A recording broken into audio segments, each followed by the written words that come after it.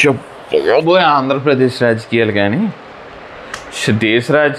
ప్రపంచ రాజకీయాలు వేరు, మన ఆంధ్రప్రదేశ్ రాజకీయాలు వేరు. దీని గురించి అంతకు ముందు 2 వీడియోలు చేసుకున్నాం. మేనిఫెస్టో పొత్తు అని ఉన్నప్పుడు 3 పార్టీలు కూర్చుని మాట్లాడుకుని సాధ్యాసాధ్యాలు పరిశీలించుకుని ఒక మేనిఫెస్టోని తయారు చేసుకోవాలి. కామన్ మినిమం ప్రోగ్రామ్ అంటారు, అంటే ఉమ్మడి మేనిఫెస్టో అనుకోవచ్చు, అందరికీ అర్థమయ్యేలాగా. ఇవాళ మేనిఫెస్టో మీద మోదీ గారు బొమ్మ లేదు, చంద్రబాబు నాయుడు పవన్ కళ్యాణ్ గారి ఫోటోలు మాత్రమే ఉన్నాయి. సరే, ఆ తెలుగుదేశపు అధికారిక పత్రిక అయిన ఆంధ్రజ్యోతిలో పవన్ కళ్యాణ్ గారి బొమ్మ కూడా తీసి పడేశారు.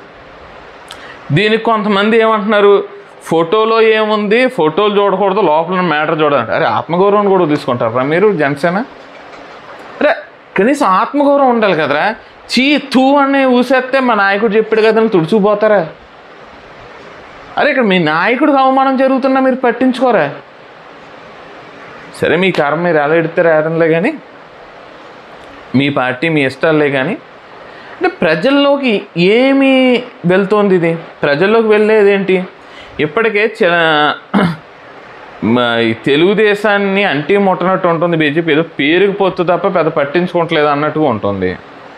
దానికి అంటే ప్రజలు అనుకున్నది చెప్తున్నాను, నేను అనుకుంటున్నాను, ప్రజల్లో ఉన్నదే చెప్తున్నాను. ఇప్పుడు ఈ మేనిఫెస్టో తెలుగుదేశం జనసేన మేనిఫెస్టో తప్ప బీజేపీకి ఎటువంటి సంబంధం లేదని ఐవీఆర్ కృష్ణారావు గారు కానీ జీవీఎల్ నరసింహారావు గారు కానీ చెప్పేశారు. అది వాళ్ళ మేనిఫెస్టో. ఇంకొక అడుగు ముందుకేసి అవన్నీ అమలు సాధ్యం కాదు, అమలుకి సాధ్యమే కానీ హామీలు విపరీతంగా ఇచ్చారు, మాకు సంబంధం లేదు, మేము ఇందులో ఏలు పెట్టామంటే రేపు పొద్దున ప్రజలు వచ్చి మమ్మల్ని కూడా అడుగుతారు, మీరు ఇచ్చిన హామీలు మీరు ఎందుకు నెరవేర్చలేదు అంటారు. కాబట్టి ఈ మేనిఫెస్టో మాకు సంబంధం లేదు, మాకు జాతీయ మేనిఫెస్టో ఉంది.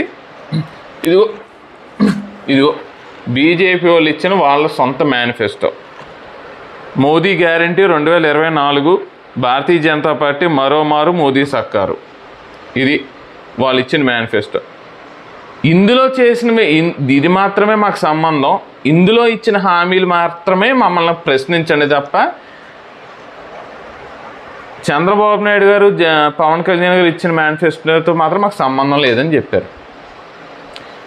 ఇది ప్రజల్లోకి ఎలా వెళ్తుంది? ప్రజలు ఎలా రిసీవ్ చేసుకుంటారు దీన్ని? ఈ కూటమిని ఎలా అర్థం చేసుకోగలుగుతారు? ఇది $1 మిలియన్ ప్రశ్న. ఇప్పటికే నేను ఇంతకుముందే చెప్పా, ఎవ్వరికి ఇక్కడ వన్ సైడ్ విక్టరీ లేదు, నువ్వా నేనా అన్నట్టు. ఒక వన్డే ఇంటర్నేషనల్ క్రికెట్ మ్యాచ్ చూసినట్టు బాల్కి ఎలాగ రిజల్ట్ మారిపోతుందో రౌండ్కి రిజల్ట్ మారిపోయే అవకాశం అయితే ఉంది. ఎవరు గెలుస్తారంటే ఎవ్వరూ చెప్పుకోలేని పరిస్థితి. అంతే, ఎవరు కూడా పెద్ద ఖర్చు ఏం పెట్టట్లేదు. అంటే అంతకుముందు ప్రజల్లో విపరీతంగా తిరిగేవారు, ప్రజలకు డబ్బులు ఇచ్చేవారు. 50 మందిని 2019 ఎలక్షన్స్ చూడండి, 50 మందిని అలా మేపేవారు ఎమ్మెల్యే ఎంపీ క్యాండిడేట్లు. ఎక్కడికి వెళ్ళినా 50 మందిని బస్సులో తీసుకెళ్ళడం, తిప్పుకోవడం, ఏదో హడావుడిగా ఉండేది. ఇప్పుడు అంత ఏమీ చేయట్లేదు. ఎందుకంటే ఎందుకు గెలుస్తామో ఓడిపోతామో, ఒకటి ఖర్చుకు భయపడుతున్నారు, బాగా ఖర్చు పెరిగిపోతుంది కాబట్టి ఒకటి తప్పించుకున్నారు.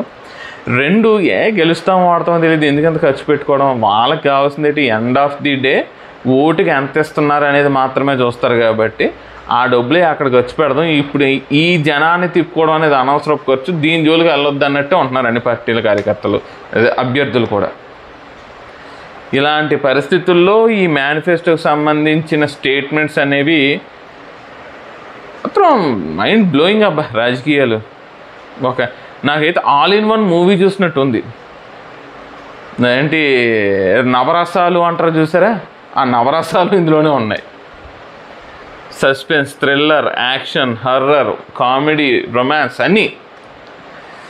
మరి ప్రజలు ఏం అర్థం చేసుకుంటారు, ఏం తీర్పిస్తారు అనేది మనం ఇంచుమించు ఇంకా 4 రోజులు వెయిట్ చేయాలి. కరెక్ట్గా 4 రోజులు ఉంది. జూన్ 4వ తారీఖు నాడే సాయంత్రానికి ఒక పిక్చర్ క్లియర్ వస్తుంది. మరి ఏం జరుగుతుందో చూద్దాం.